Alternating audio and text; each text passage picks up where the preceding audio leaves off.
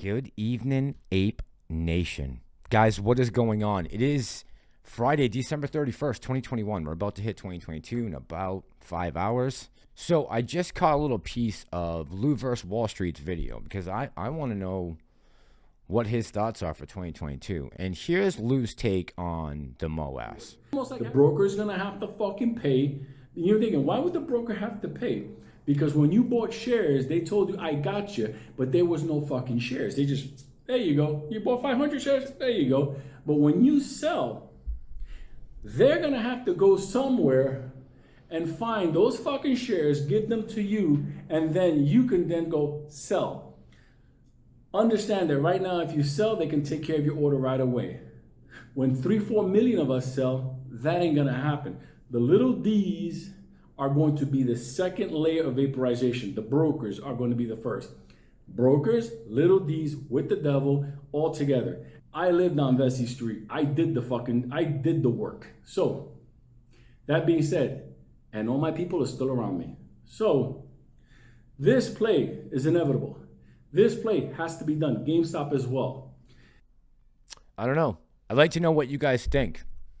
Will us starting to sell trigger the MOASS? If we all just start to sell at the same time, will the brokerage apps who never purchased these shares for us, whether it's Robinhood, Webull, TD, whoever, if we all start to sell, is that going to cause a mad scramble for the hedge funds? If retail all decides to sell AMC, will that trigger the MOASS? Will that cause everyone to go running looking for shares? Whether it's the brokerage apps or the little hedge funds or the big ones. Is that possible?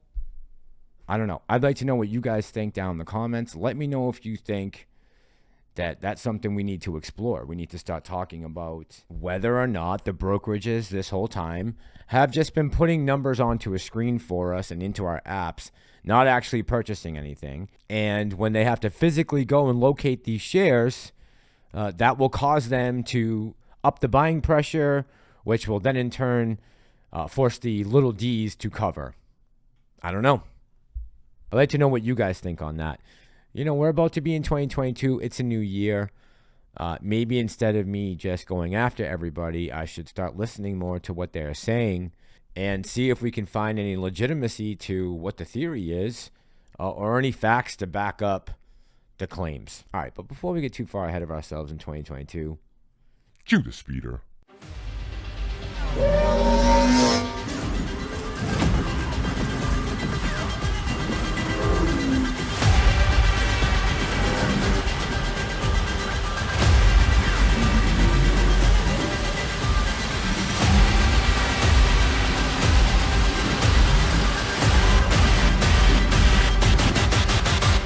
This is the way.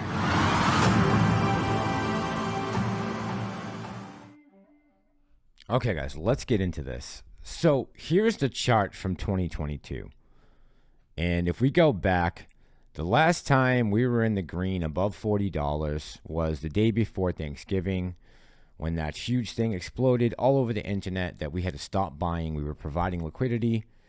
We have to stop buying. That's what's going to trigger the MOASS. And since then, we've seen a substantial sell-off, right? All the way down to 27.20 where we closed today. When I look at this chart, I see a tale of two halves of the year. I see the late January run up before the buy button was shut off, when we scampered all the way up to the low 20s. Then we had all this build up from January to June 3rd. And this was really a great time, right? We saw everything going up, pushing, and finally we had that breakout over 14 and continued on. And ever since June 3rd, we've had a sell-off. It is what it is. That is the chart. And it's really a tale of two halves of the year. Kind of like we flip-flop from January to June and June to January. Now, is it possible that we are setting up right now for another run-up back to January 1st again? And of course, that's a possibility, right? I just can't sit here and tell you that that's not going to happen again. I also can't tell you that it is going to happen. What I can tell you is there are a lot of things that are going to affect what happens, especially over the next 3 months with AMC and the squeeze play. And I want to get into a few of them tonight, and we'll talk about some other ones over the weekend. First and foremost on my mind is Omicron, and I know it sucks talking about the pandemic, but it is what it is. A lot of times I like to go over and check out Meet Kevin's videos. He has a wealth of knowledge about macroeconomics and the market and all different catalysts that play in the market. And I just got to say, if you are sitting here watching Meet Kevin every day, and these are the reactions you're getting out of your financial advisor, things can't be going well. I mean, look at this guy's range of emotions over a 2-week period. But a lot of this has to do with the Omicron fears. And if you just take a little bit of time to do some digging, shout out to Dan Cohen, who was at the Mint Press. He's an investigative journalist. And he just simply picked up the phone and called the Harris County Public Health Department to find out that actually, in reality, this person died with, not from necessarily, the pandemic. And here's my problem with mainstream media.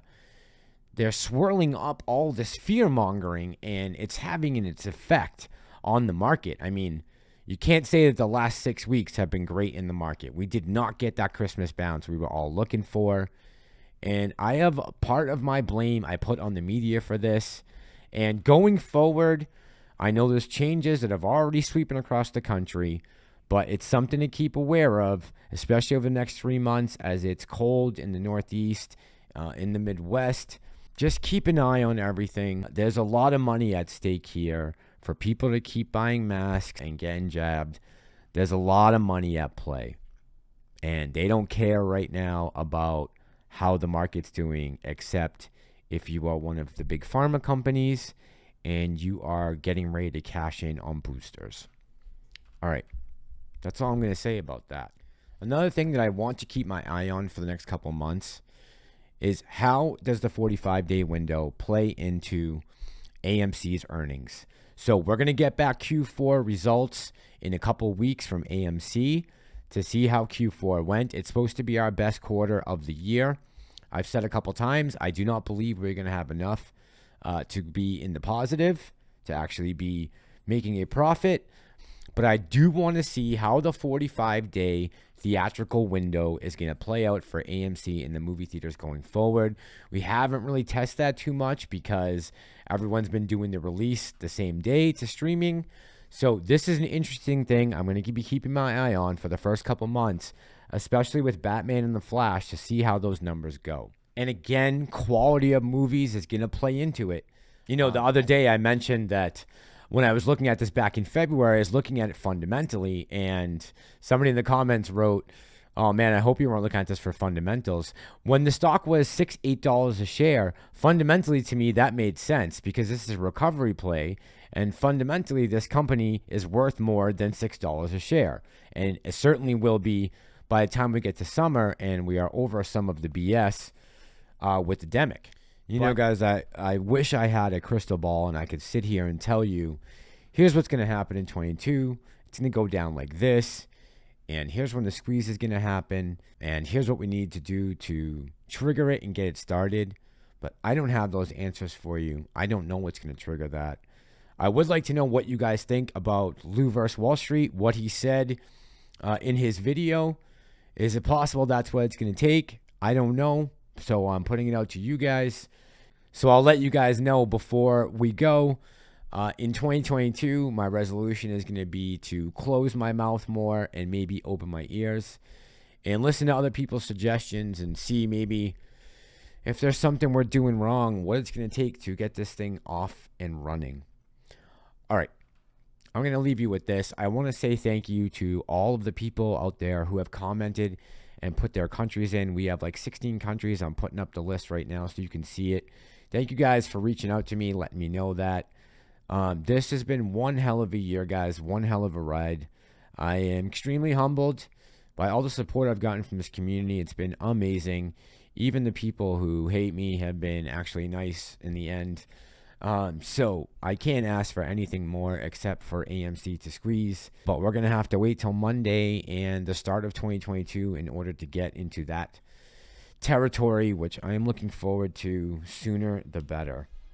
Thank you for everyone out there who subscribed.